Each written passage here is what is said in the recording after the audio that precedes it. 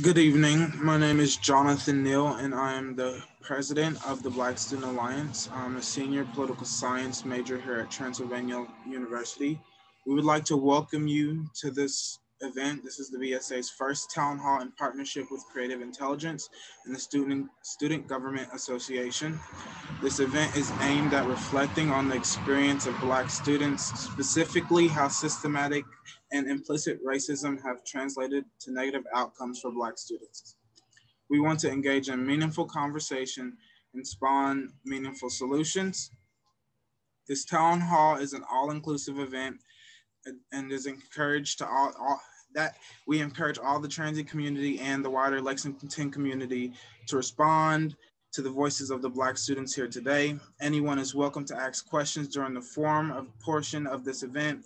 Using the Q&A function, there is closed captioning available. Before we start, I would like to challenge you to send this link out to this webinar to 5 people right now, just to invite them to join us.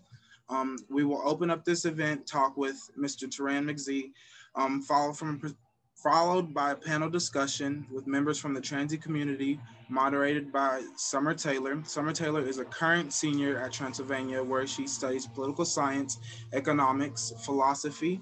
She also is this year's student government president and is looking forward to cultivating better college experiences for all college students. Allow me to introduce Taran McCray. As Associate Vice President for Diversity, Equity, and Inclusion Title IX Officer at the Bluegrass Community and Technical College, Taran McCray provides the vision and leadership in promoting an institutional culture that values and supports the diversity and inclusion. He guides the college overall diversity and equity inclusion agenda by developing strategies and structures that advance DEI work on 7 campuses. And through the engagement with the city of Lexington, Taran recently just finished serving on the Mayor Gordon's Commission for Racial Justice and Equity to dismantle racism in Fayette County. Prior to BCTC in 2019, Mr. McCray served as Associate Vice President for Diversity and Inclusion at Transylvania University, Special Associate to the Vice President for Inclusion and Equity at Grand Valley State University, Michigan, and Executive Director of Inclusion and Multicultural Services and LGBTQAI resource and support.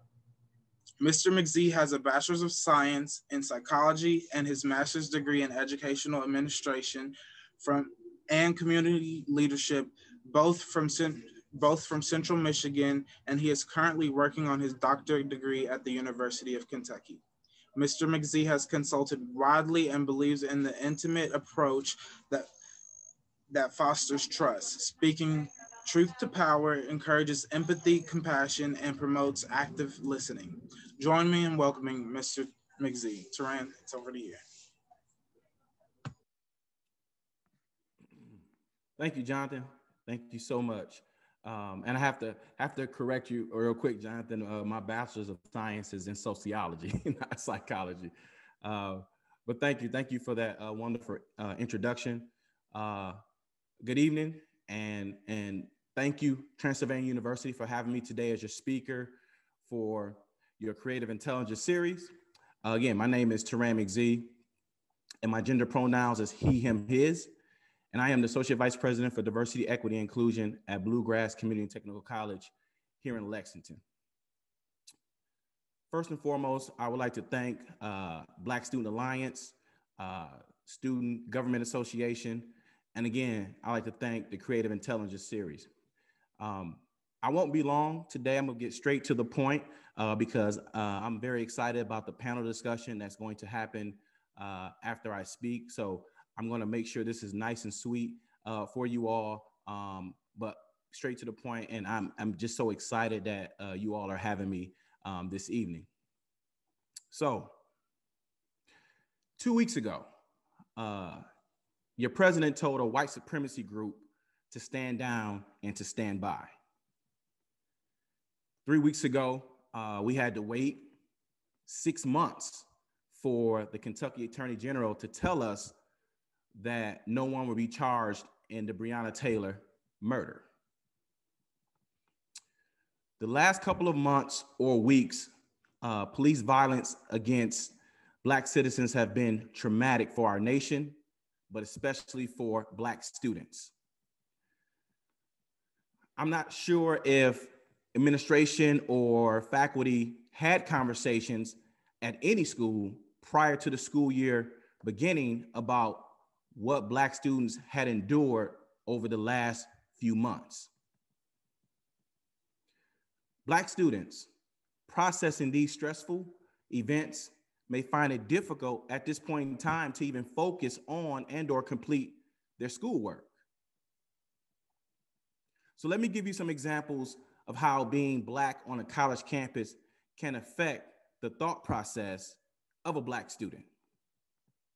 So 3 weeks ago, Kristen Evans, an African-American female freshman at Stephen F. Austin University, her dorm room was kicked in by campus police with guns drawn because 10 white students, which 3 of them was her roommate, falsely accused her of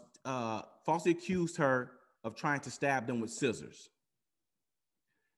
Last year at Barnard College, a Black male student was stopped by the campus police because they thought he was not a student at the institution. And when he showed the police he had campus ID, they still took him down to their office. To this day, he still does not understand why he was taken, but he also feels like he was taken because he was a Black man.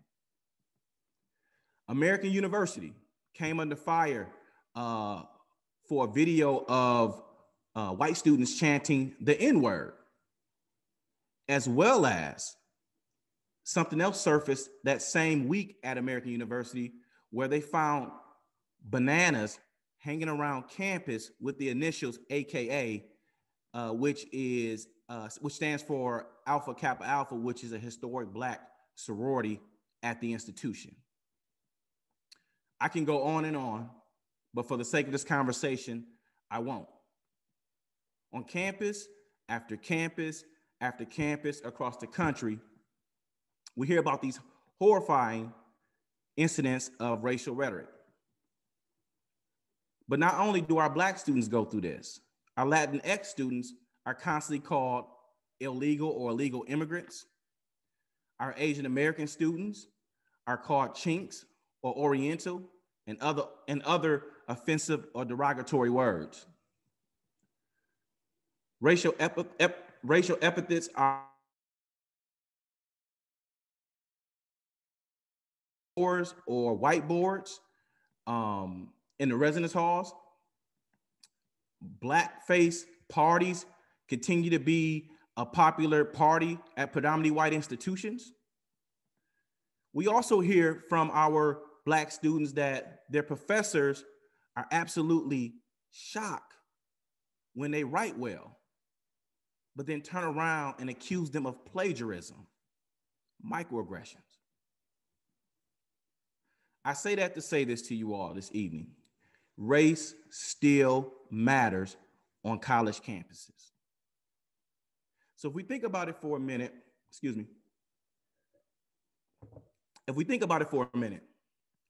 Black students across the nation for the past 2 or 3 or even 4 years have been reminding us that race still matters through student activism and protests. The University of Missouri, Black students lit a fire across the country. And what I mean, they lit a fire across the country. Every other week, we were hearing about institutions getting lists of demands from Black student unions, from historic Black fraternity and sororities, from social justice centers. I mean, you name it, these administrations were getting students in their office. But the thing about the students at Missouri were they were protesting the administration because of the lack of responsiveness to the reports of racism that they were reporting. They just wanted the administration to really hear them and to deeply understand them. Essentially, those students were just trying to help us to understand that race still matter on college campuses. Everything I just spoke about and every example I just gave you sometime falls deaf on our white colleagues or peers' ear. But I have to be very, very fair when I say that, not all. Our allies who support diversity, equity, and inclusion is some of the most powerful, influential people that stand with us and fight. For all of my allies that are on this conference call tonight with us, I have a challenge for you. I challenge you all not to just fight, but to understand what you are fighting for, because there's a difference. I'm gonna say it again. I challenge you all that just don't fight. Understand what you're actually fighting for. So if you're an ally for the LGBTQA community, understand what problems the LGBTQA community are having so you can understand the fight that you need to have for the LGBTQA community. If you are fighting for social justice, systemic racism, understand what systemic racism means. Understand what social justice means. So then once you go and you have the, and you go for people and you're talking to people about some of these things, you understand and you know exactly what you are actually fighting for.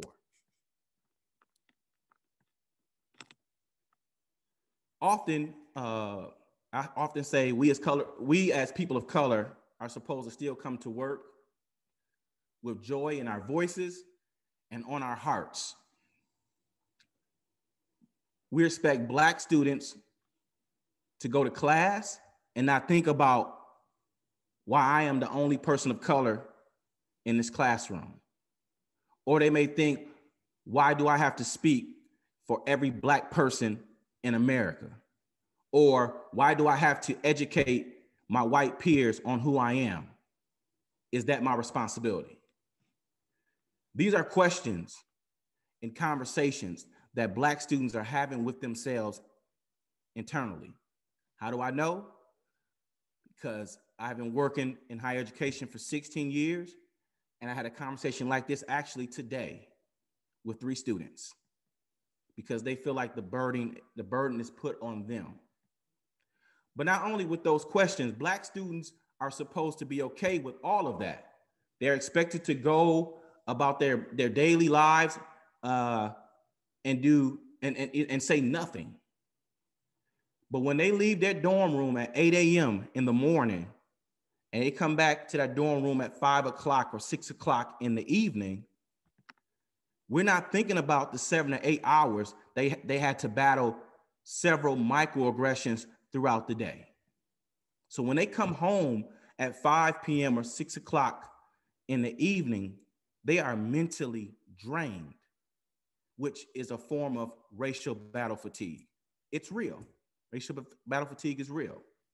Often, me as a professional in this work that I do, I often have those same type of days. And sometimes I have to take a day or 2 off just to recharge myself, walk away from the job and the things that come with the job and just kind of recharge myself and get myself back going. But it's real. Racial battle fatigue is real.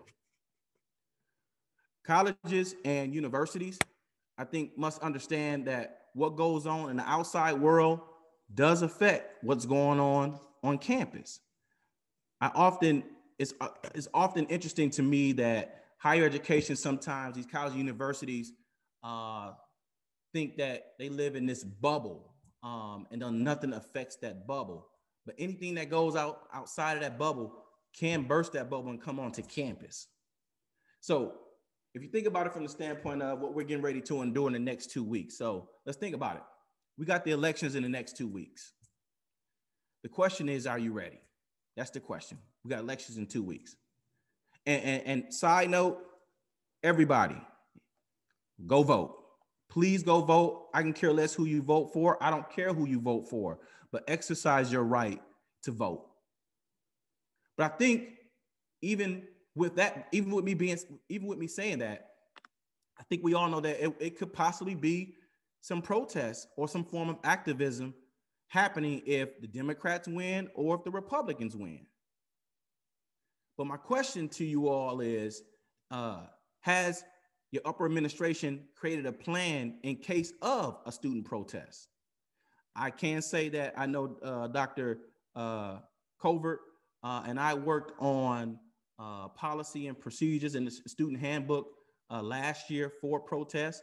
And I do know for a fact at Transylvania University, Transylvania upper administration wants to work with the students and not against the students. So students, please know, if you are looking to do any type of activism or any type of protest, you do have an opportunity to go sit with Dr. Covert, and he will walk you through the steps. And it's to support you all, again, not to go against you all. And I'm hoping that's still the case today.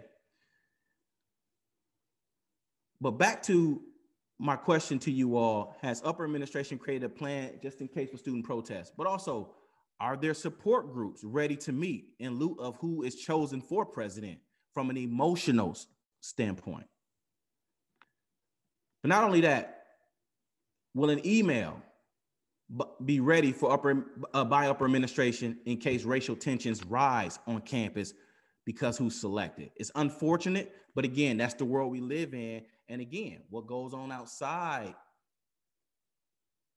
the Transy bubble can affect what happens at Transy's campus. All these things I just mentioned is important, and you have to be ready for them.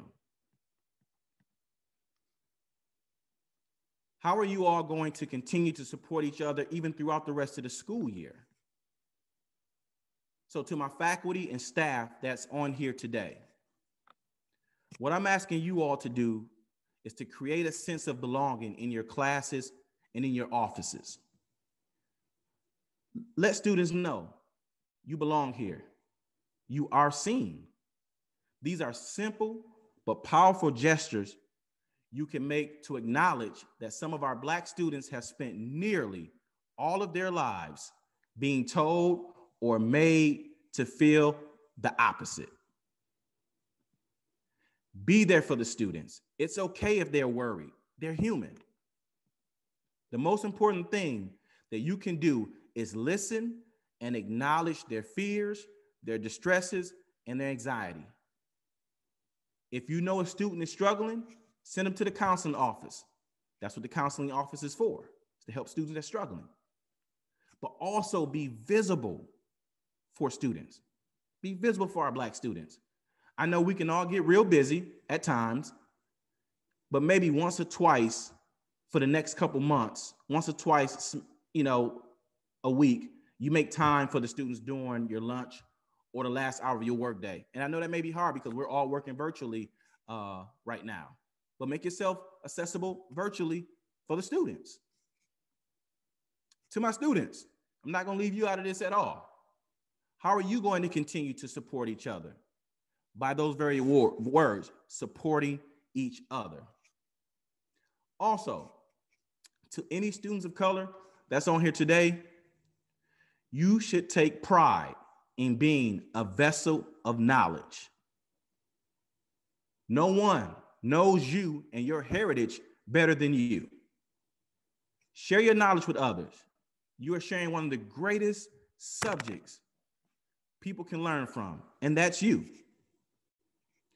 Keep reminding each other and yourself that many students of color have made the same decision as I have, and that's to come to get an education. So you are not the first, and you're not the last. You are just as intelligent and worthy of feeling pride about yourself and being happy as anyone else on that campus. In essence of supporting each other, do not forget to push the institution to change the dominant culture. But I would advise you to work with upper administration or administration to change the dominant culture. That's the way, because that's the way you create trust in each other. To all of my students of color as well that's on this Zoom tonight, I challenge you to get involved with your student government. This is the most powerful student organization on campus. I challenge you all to run and hold executive positions. I think it's safe to say no one at Transy has ever said that a Black student, Hispanic student, Native American student, or an Asian student can't be student body president. Nobody's never said that. Remember, at the end of the day, you don't take anything else that I said this evening, you're helping students that are coming behind you. Very, very important. You're helping students that are coming behind you. In working together, you can make education much more equitable for all. I told you all I was going to be nice and sweet because I feel like the panel discussion I think is the best part of tonight's event. Again, I would like to thank BSA, SGA, and Creative Intelligence Series for inviting me to speak with you today. But I will leave you with my favorite quote. Yesterday, I was clever, so I wanted to change the world. Today, I am wise, so I am changing myself. I'm gonna say it again. Yesterday, I was clever, so I wanted to change the world. Today, I am wise, so I am changing myself. Again, y'all, thank you so much for having me, and I will turn it over. Hold on.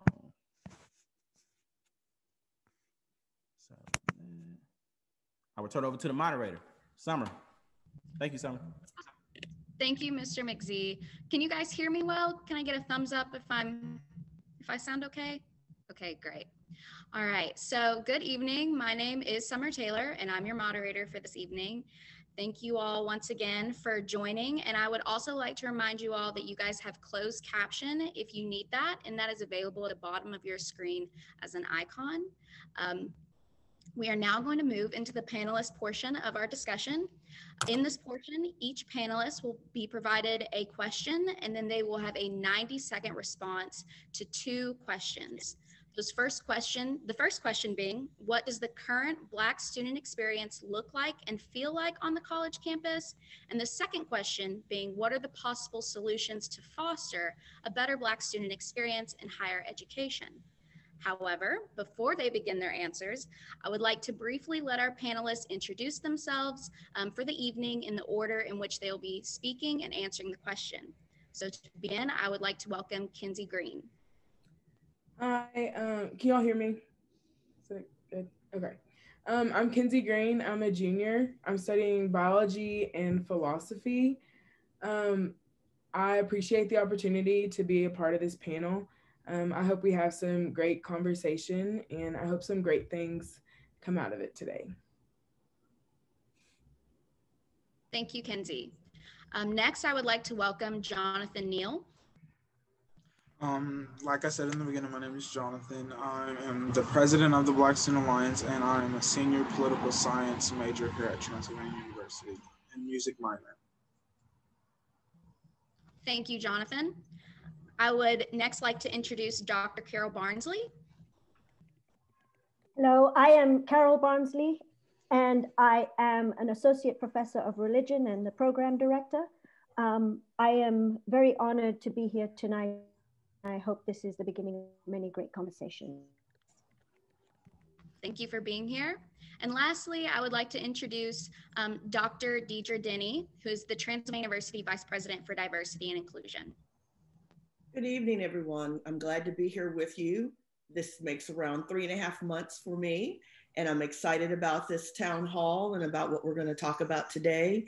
And I also hope that we will be able to answer some of Mr. McZee's questions that he posed to us as well, because those are very thought-provoking. Thank you to everyone that invited me. Thank you all for being here. Now let's begin with our first question.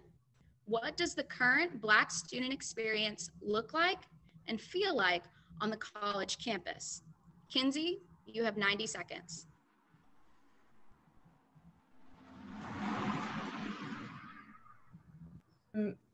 I don't think that there's really been a like Black culture that is established on campus because there aren't really very many of us. However, that does not mean that our experiences don't differ from our like white counterparts. I think it's just more of an experience kind of within your own person.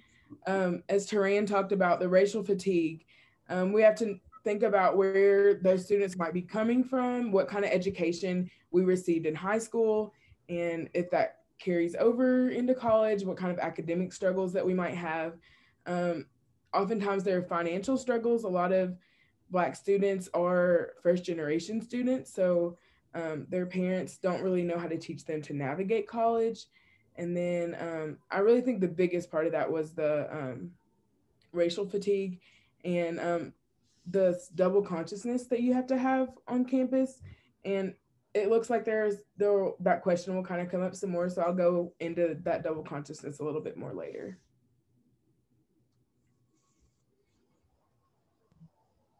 Thank you, Kinsey. Jonathan, you may go. Okay. From my experience, me personally, I've had the experience to travel all around the world, and while at Transy, attend several PWIs, and I've got to have conversations with Black students from vast walks of life, and I have came to the conclusion that our experience is misunderstood. It's misunderstood in the reality that we are trying to fit in, like at PWIs, we are trying to fit in into so many different walks, and we come from, some of us come from single families with one mother or one father, or some of us come from adopted homes, or just from the foster system straight to the PWI because they don't have anywhere to go. And what I've really came to the conclusion of is our experience is misunderstood. Thank you, Jonathan. Dr. Barnsley, you have 90 seconds. Thank you. I'm speaking from the perspective of a white professor on campus. And predominantly my thoughts come from anecdotal experiences from students who have trusted me with their stories. For the most part, from amongst our Black students, they are predominantly the women on our campus. And while each of their stories is different, and we have to recognize that everybody has a different story, there's some significant patterns to their stories. And again, not all, but many of our students are not happy on Transy's campus. They're misunderstood, they're tired.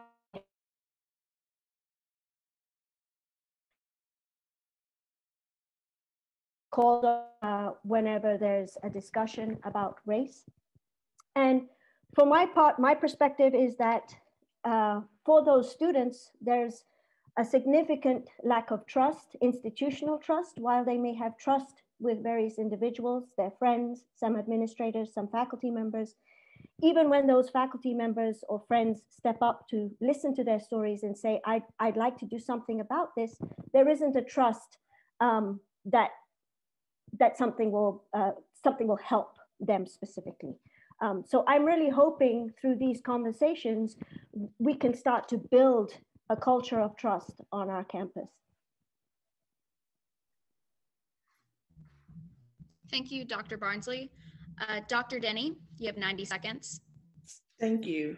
So I will piggyback on what everyone said, because I think that from Carol's perspective and Jonathan and Kinsey's, that pretty much sums up what the Black student experience is like.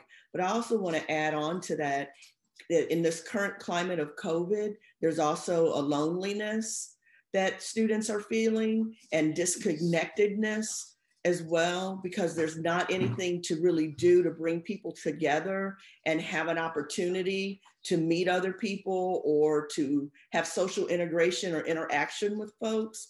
And I think that that is something that also bears down on one's psyche and psychological feeling about being at Transy or being at college, especially if you're an incoming freshman, first year student, because this is supposed to be the college experience that you've seen on TV or that your parents or your siblings talked about, and they're not having that. No one is having it, right? But for Black college students on a PWI campus, so predominantly white institution is PWI for those that might be asking the question. I think it's a growing sense of oppression and loneliness that Black students are experiencing right now.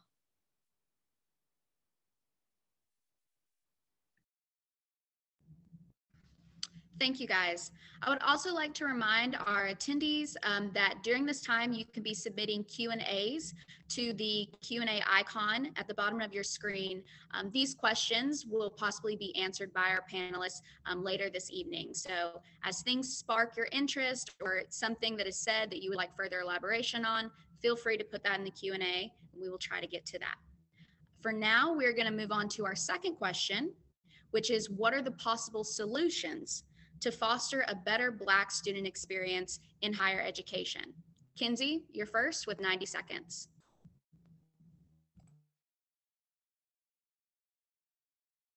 Involvement, kind of on Transy's end, students need to know that their institutions are backing them in whatever causes they're fighting for. So for example, I'm very involved with the protest here in Lexington, and I would have liked to see more of Transy's either administration, students, kind of any of that.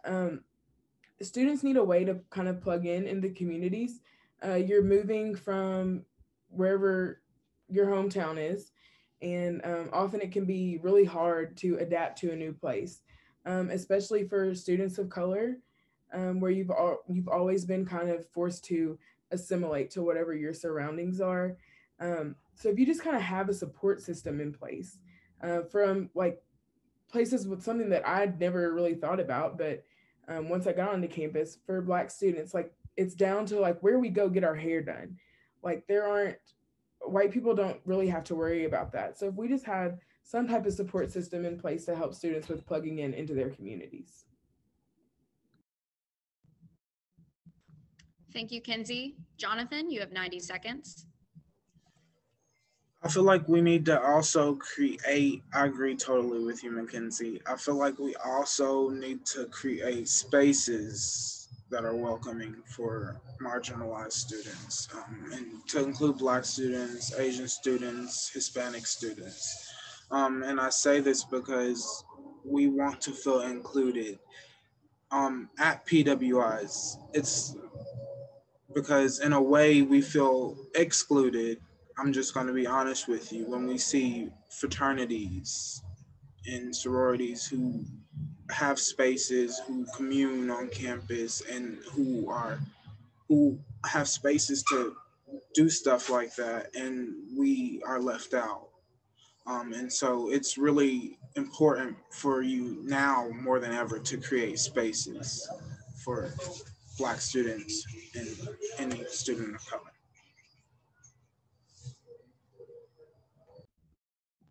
Thank you, Jonathan. Dr. Barnsley, 90 seconds. Thank you. As a faculty member, I feel like my space is primarily the classroom. And I feel like we as a faculty not only need to think about our curriculum in terms of the kinds of content that we provide, but also how we teach.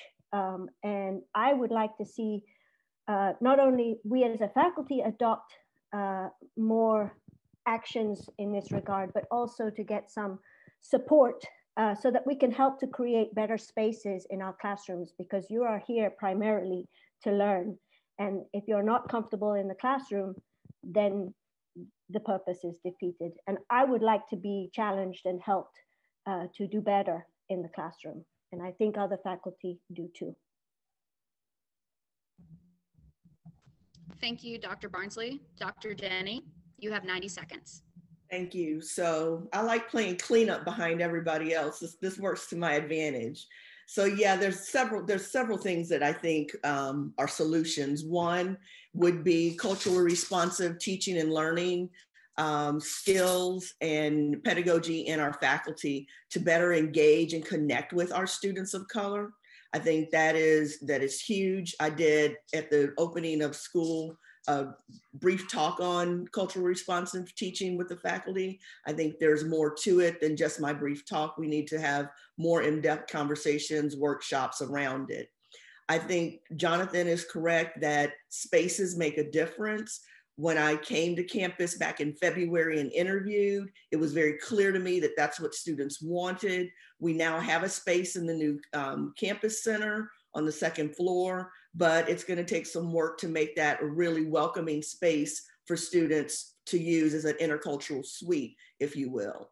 And then third, to Kenzie's point, yeah, where does one go get one's hair done in Lexington if you are of color? Where does one find people of color that are doing nails or spas or facials or physicians or dentists? Where does one find those kinds of things? Because it's not out there readily available. You have to Google search or you have to know someone. So all of those things are things that I think would be solutions to foster Black student experience in higher education, is just knowing where to go, knowing where to plug in, knowing how to connect. And then those of us that are in the roles that are supposed to support students, we need to be actively doing that, supporting students in a very holistic and welcoming, warm way. Thank you, Dr. Denny. So we are now going to move to the next portion of our town hall, where you, the audience, have submitted questions or can continue submitting questions to our panelists and also our speaker. So as a reminder, you can ask a question by typing in the question and answer box icon found at the bottom of your Zoom screen, and we will do the best we can to get to the questions. But panelists and Mr. McZee, I will read off the question that I received from the audience, and you will each have 90 seconds once again to respond, if of course you choose to respond. And I will recognize you by raising your hand, or the question might be directly for you. Does that sound good? Okay. All right, so our first audience question is to Kenzie, who mentioned double consciousness. Can you elaborate more on that?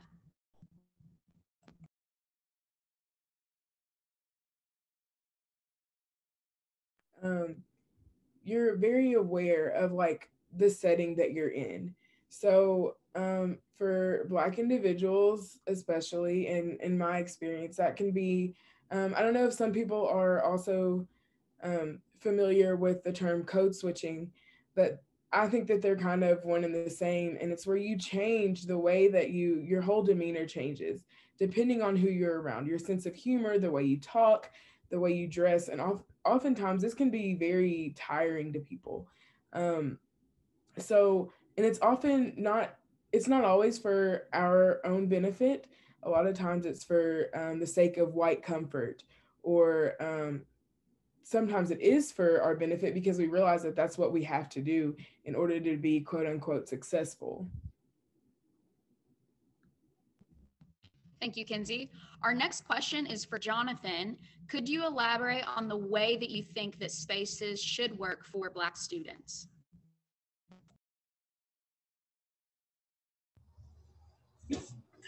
Okay, I want to make this clear. When I say spaces, I mean that figuratively and I mean that literally. And literal, like, I mean, we actually need to see it on campus. Like, we need to see spaces where we can actually go in, walk in. We need to see people who look like us besides the housekeeping and maintenance staff. That's what I mean, literally on campus is what, and I think that's the answer to Samir's question, if I answer, because I know Samir. Thank you, Jonathan. This is for all of our panelists. This question comes from last Thursday diversity committee session, and this person says, I'm interested to hear your thoughts. Since Transy is a PWI, the same small number of Brown and Black students, faculty, and staff often end up on committees in leadership roles in dialogue. DEI matters. How can we combat the fatigue that results while also making sure that the white community members I listen to and follow also help and lead in those discussions. Does anyone want to answer first? I'll go first. Go ahead. So you can pay them, especially your faculty and staff. This is this is not other duties as assigned. This is real work that requires real value and real resources to do this work. And so, paying people always, gets you a different outcome, right? That, and I'm not saying that as necessarily as a joke, because I'm serious that there needs to be some skin in the game from the institution on how people are being treated and supported, resourced, and promoted based on the work that they're offering to the campus, to Transy, to the students, to each other. And yeah, we need to really think about when we're recruiting, who are we recruiting and why are we recruiting and where are we recruiting in order to build up the number of Black and brown faces that you see on campus that don't just work in dining or facilities or housekeeping, because that seems to be on all college campuses where you find the majority of Black and brown people. They're in the service kinds of roles. And that's a disservice to the white student body, because they're not learning to deal with someone that is an authority figure that is not white. And so when they go into the greater world and they get their first Black or Hispanic, Latinx, or Asian boss, and they've got attitude with that person and get fired or written up or whatever, they've never learned how to operate in a space where someone that was not white was not in charge. And we do a disservice to our students when we have that kind of space on a continuous basis. So I'll end there so somebody else can answer as well.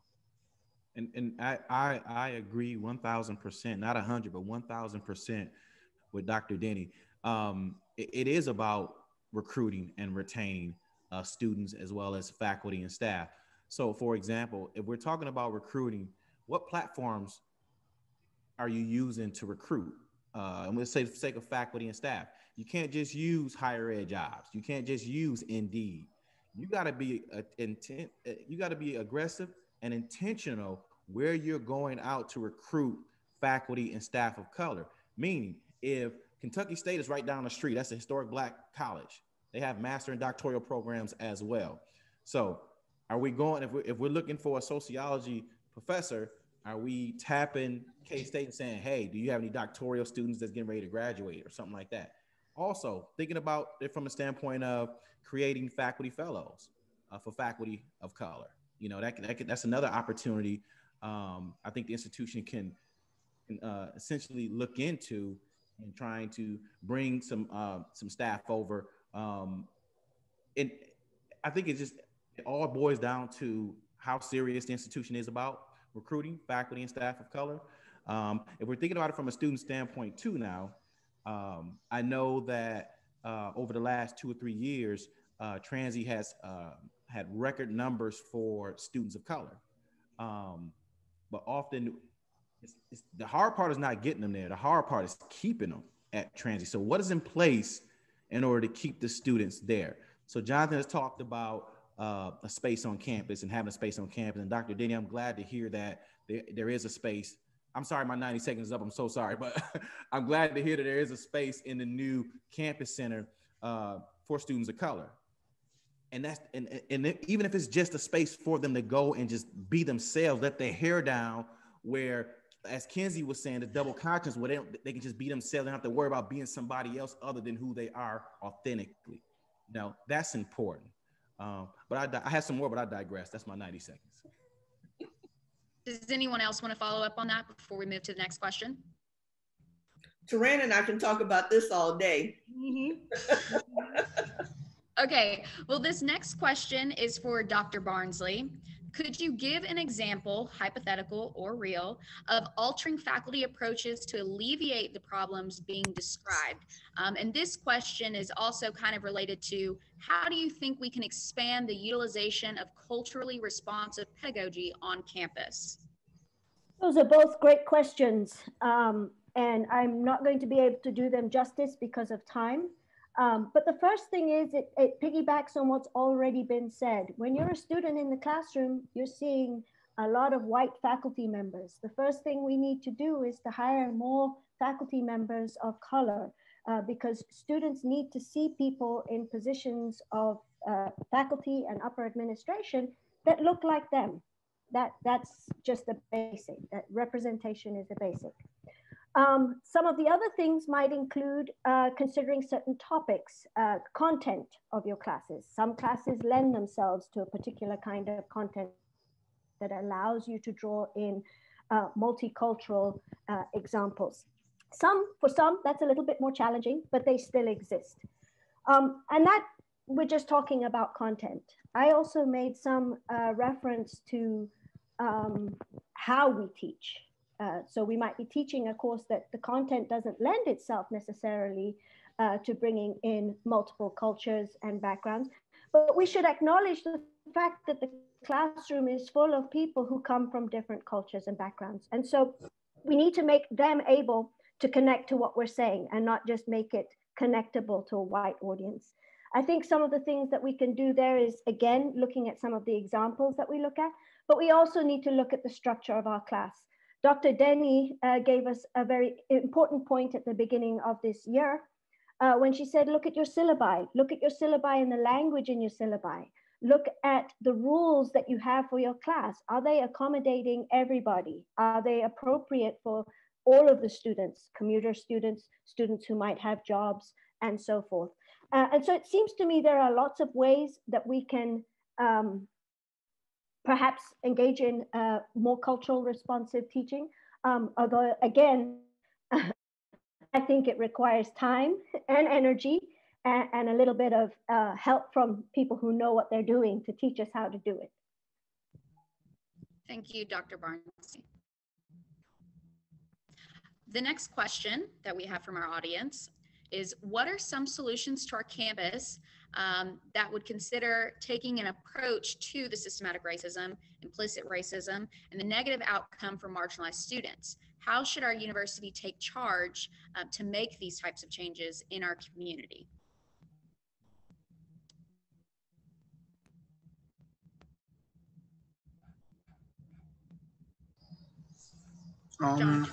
Okay, I guess I'll go. I say, me personally, I feel like Transylvania, when we can step outside of our bubble.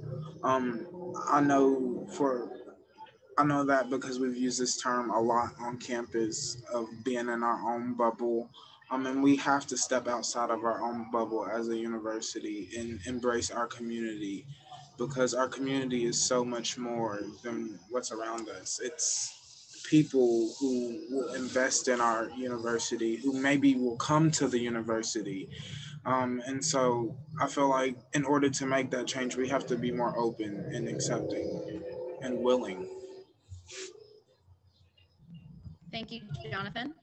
Does anyone else have any solutions or suggestions? I can add a little bit to what Jonathan said, because he's right. I think that we need to have space and make space for anti-racist training and white ally training for students and for faculty and staff. I think that once people know what it is that they need to say or do, or where they have an opportunity to exercise that muscle around a particular subject or topic or issue, that they're more comfortable in addressing it. I think we spend a lot of time talking about stuff and not doing stuff. And so how can we help through professional development, through workshops, through training, to help people be able to speak up to power, or as Taran said earlier, speaking truth to power? How do you do that? And when Taran was talking earlier, he talked about the young lady that was on the campus at American University with the banana hanging from the tree. And I watched her testify before Maryland state government to get a hate crime bill put on college campuses, and it was voted down. I sat there and watched them deliberate and not vote for it. But that young lady was brave to go before the legal system and before the legislature and say, I am human, I am real. This impacted me negatively. I've had to go to therapy. I'm afraid. And you all, as the adults in the room, you all as the lawmakers need to do something about it. Unfortunately, they didn't do it, which, you know, there was votes. It was almost a split, but they didn't do it. And those kinds of things are what students can do, what faculty and staff can do. But I think that people get afraid because they're not quite sure what lane they're supposed to be in. And if we can help them through some professional development and training so that they can identify the lane and identify what car they're supposed to be in, I think that would help tremendously. Does anyone else have further thoughts on that question? Okay. Well, we'll kind of switch gears a little bit for this next question, but what are some ways that you have seen Transy intentionally be proactive in enhancing the Black student experience on campus? What are ways that you've seen Transy reach out and support its Black students? And perhaps even if it's not at a level that you would want it to be at, how could we possibly build on it to make it better?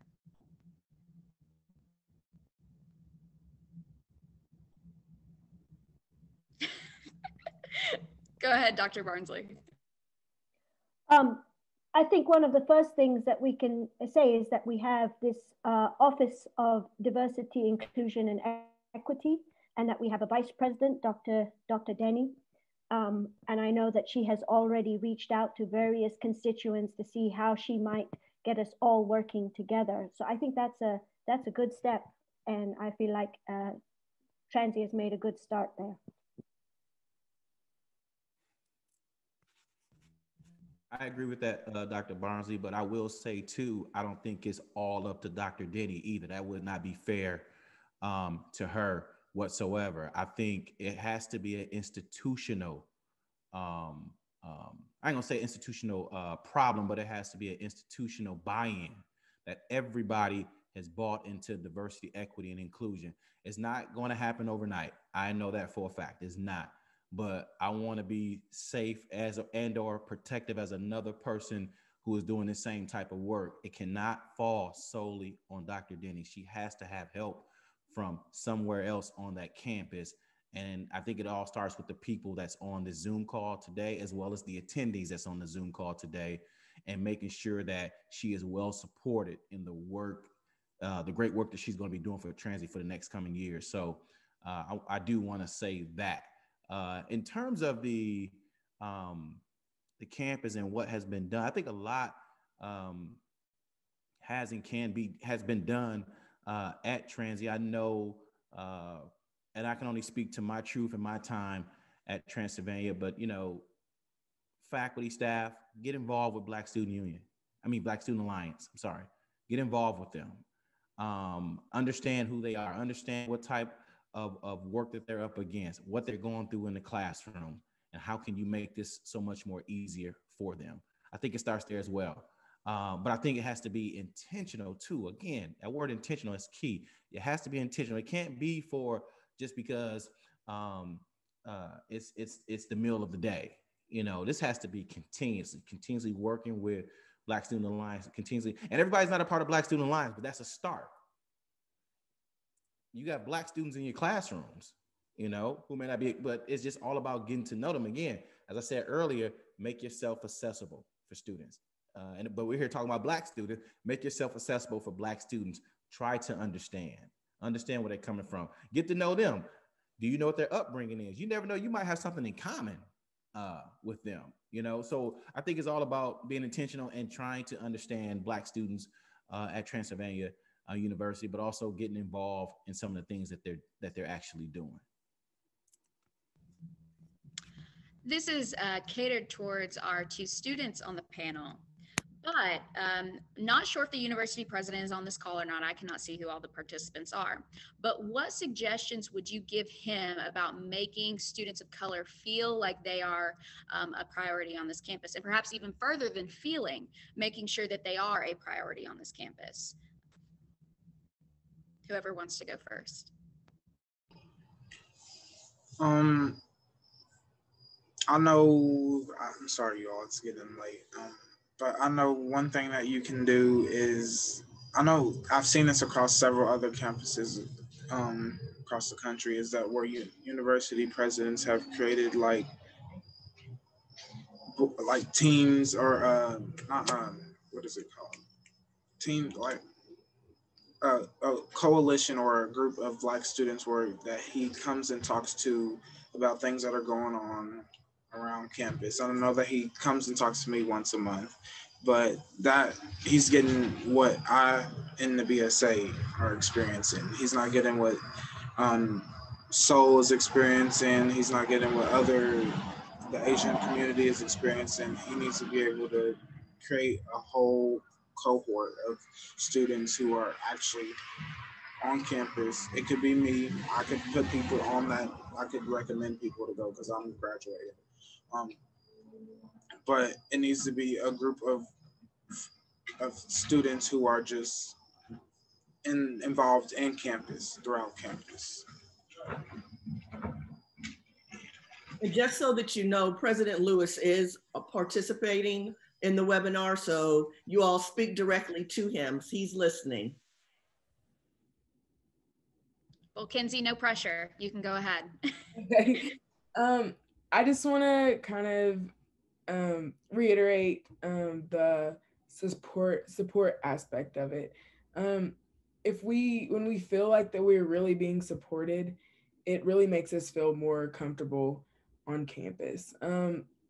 Also, as Jonathan was talking about, like leadership positions, make sure that you have students of color in those leadership positions. And when you don't see them there, question why they're not there. If they in part, it is our responsibility to go for these positions, but as someone who is of higher status in the administration, I think that you also have a responsibility to kind of reach out to those students and say, hey, like, here's this opportunity. Why don't you maybe apply for this? Just so that we can get those faces out and Black voices that are going to matter, not just one token Black individual. Make sure that it's impactful and that their voice is going to be heard and changes can be made based on what their thoughts are.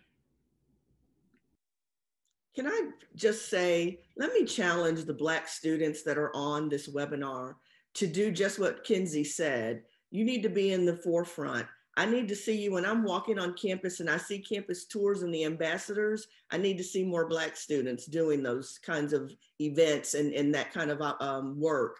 When the president is having meetings with the student groups, whether it's one-on-one, which he's very open to, or in a team, you know, I'd like to see more Black students. I know the numbers are small, and they're so small that when I run across students, and Shalimel will tell you, I ask you what your name is and what your major is. Now I'm not gonna remember everybody because you have masks on. So as soon as the mask comes off, I'm not gonna know anybody.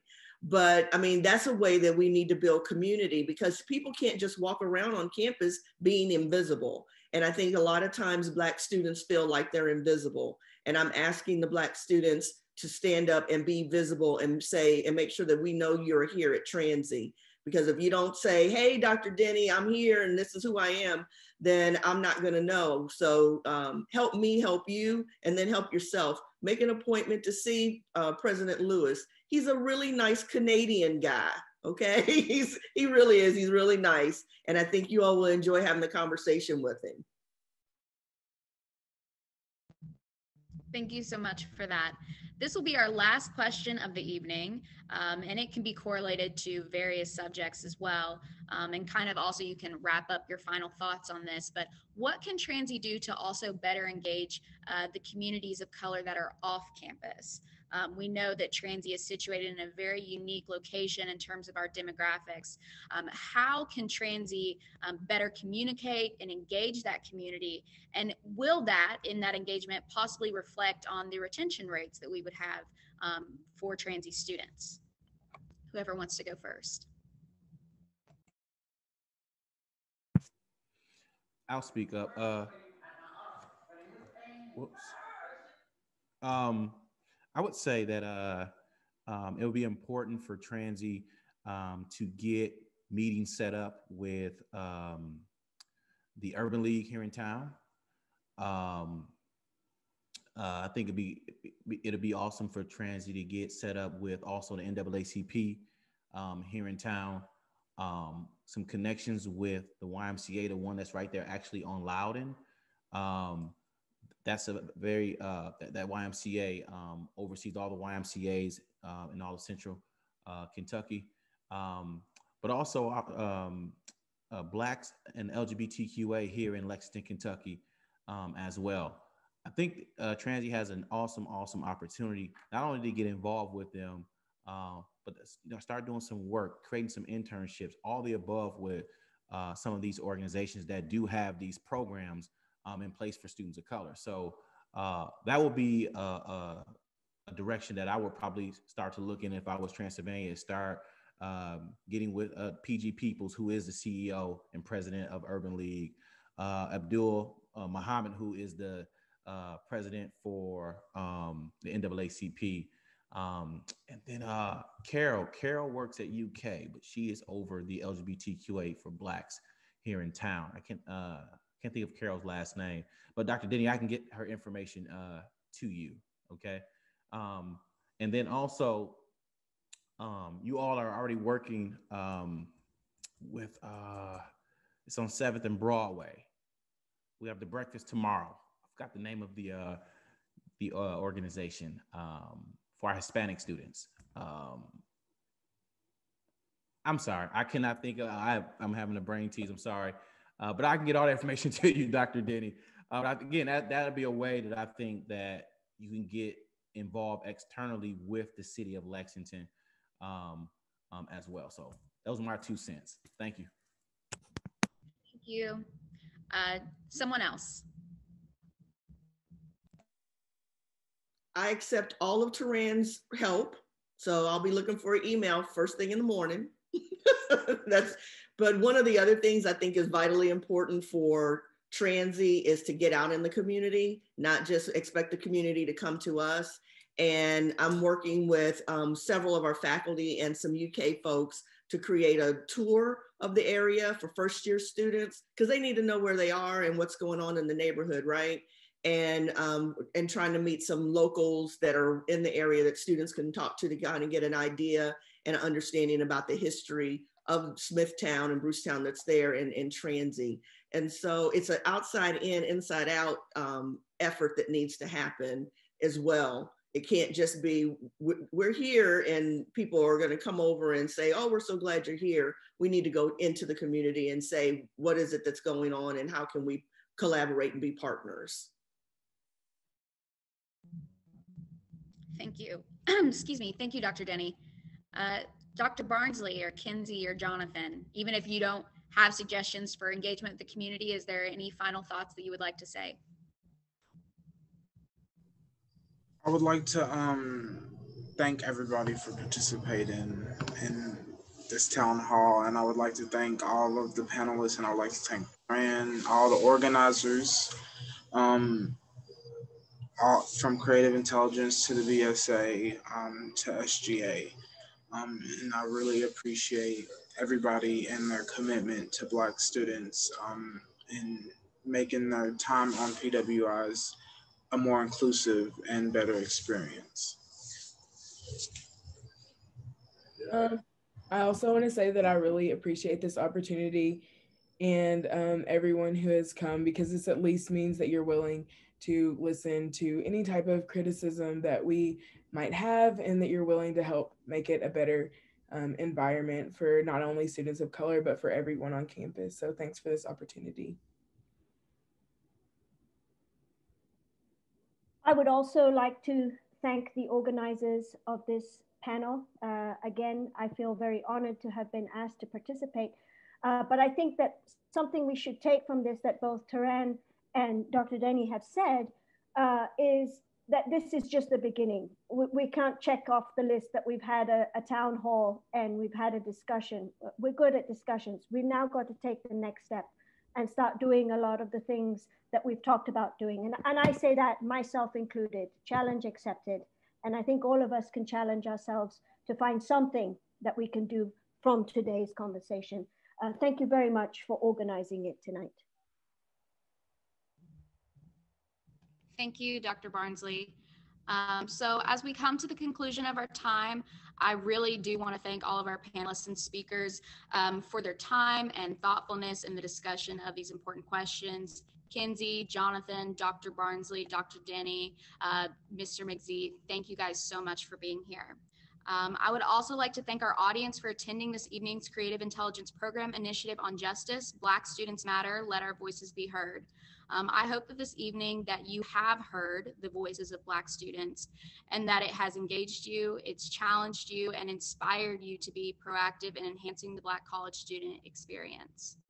I would also like to note for those who would want to rewatch this or share this town hall with your friends and family, that this evening's program will be available in a few days on Transylvania University's YouTube channel with closed captions.